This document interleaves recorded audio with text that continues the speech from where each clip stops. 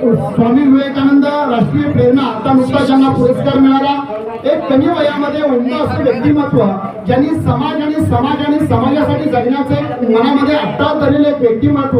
खरं तर आम्ही सगळेजण जगतो, आम्ही सगळेजण जीवन व्यतीत करत असतो, पण आम्ही जगताना कुठेतरी आम्ही प्रेरणा घेतली पाहिजे. आणि अशी प्रेरणा की जी समाजात अशी माणसं आहेत की जी समाजासाठी जगतात, अशा माणसांचा आदर्श आपण घेतला पाहिजे. खरं तर आज आपल्या समाजाची एक रचना पाहिली तर आपलीच गाडी, आपलीच माडी, आपल्याच बायकोची गोडगोड साडी, ह्याच्या पलीकडचं जगात दुनिया जगताना दिसत नाहीये. कुठेतरी काहीतरी कामं केली की कुठेतरी आपण दाखवण्याचा प्रयत्न करतो. पण मला एक असं व्यक्तिमत्व आहे जे तरुण वयामध्ये खऱ्या अर्थानं तुमच्या आणि माझ्यासाठी एक आदर्शवत व्यक्तिमत्व आहे. खऱ्या अर्थानं सामाजिक क्षेत्रामध्ये आज महाराष्ट्र राज्यामध्ये आंधळ्या आणि अपंग मुलांसाठी काम करणारी जी महाराष्ट्राची अंधसंस्था आहे,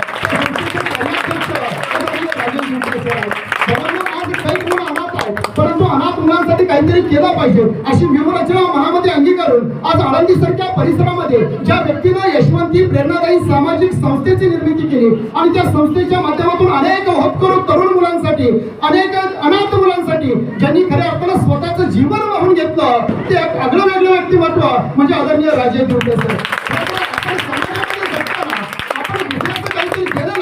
ही भावना मनी आणि ध्यानी असेल तर जगणं कुठेतरी आनंददायी होऊन जातं.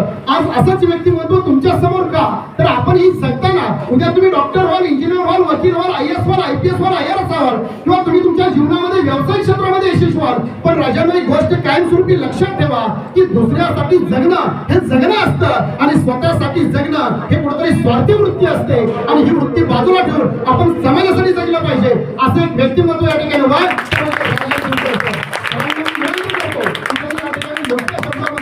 मार्गदर्शन करावं. खूप खूप धन्यवाद.